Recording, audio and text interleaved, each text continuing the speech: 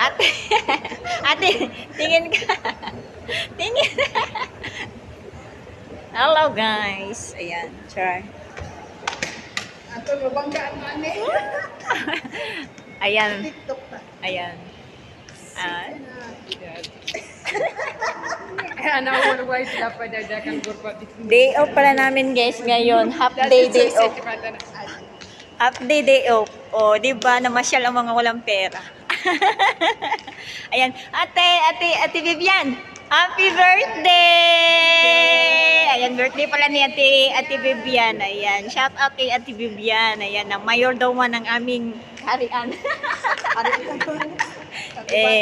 Siya kasi yung matagal na sa amo namin.